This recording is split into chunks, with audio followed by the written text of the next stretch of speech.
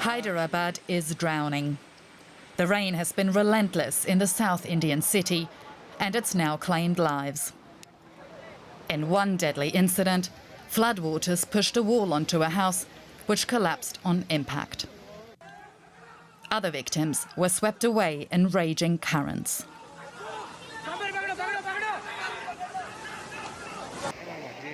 Rescue teams have been working day and night, but they can't get to everyone. Residents in some areas say they've had no help at all. Around 500 to 2,000 houses were submerged in water since yesterday night, and nobody visited this place so far. People are suffering, kids are suffering, there is no food, no water, no milk, no facilities to go out. Catastrophic scenes also in Cambodia. Deadly flash floods have hit the west of the country, prompting the evacuation of some 2,500 people. The military and police have been deployed to assist with the massive operation and hand out much-needed food to isolated communities. And this is the scene in neighbouring Vietnam, where flooding has claimed the most casualties in the last week. Up to 1 million people have been impacted by the floods, some 200,000 homes are underwater, and there are fears the death toll could rise after catastrophic landslides hit a mountainous area in central Vietnam. And there's no relief in sight. More bad weather is expected as Tropical Storm Nangka pummels the country, and aid groups say it could overwhelm even the most resilient communities. And joining me for more is Hong Hak Nguyen, a program coordinator for the International Federation of the Red Cross and Red Crescent Societies in Bangkok in Thailand. Mr. Nguyen, welcome.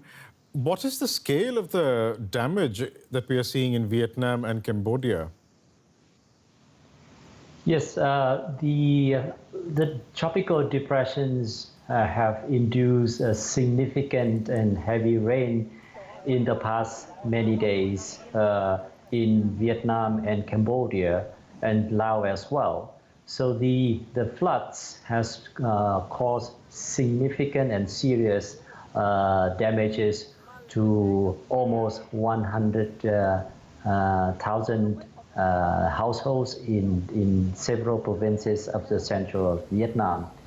And it is also clear that close to 1 million people will be affected by these floods because of their homes are inundated in the water and their belongings are destroyed, and including their livelihoods.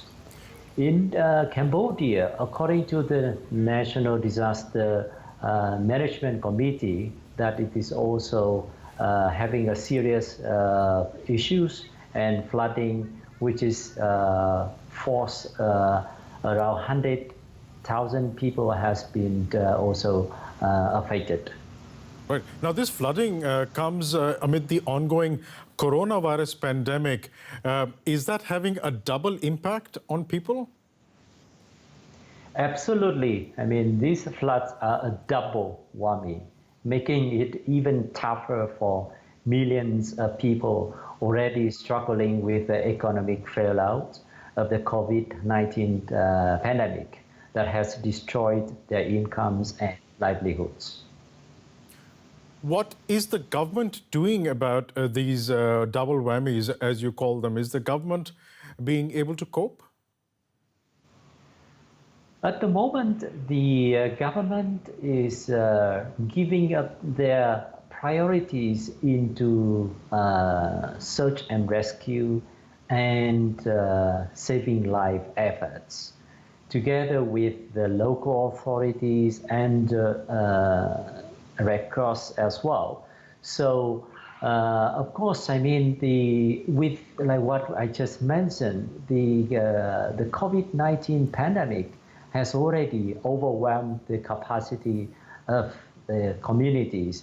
So I think that is something that international community also have to look into this and try our best to live up and to work together so that affected people will be able to access to relief and recovery. A spirit of cooperation is what has been the theme generally through this coronavirus pandemic. But are you really seeing that international help in trying to help these affected communities? Sorry, can you repeat the question? Are you really seeing help coming from the international community to aid the work that you are doing or that the governments are doing to try and help these affected communities?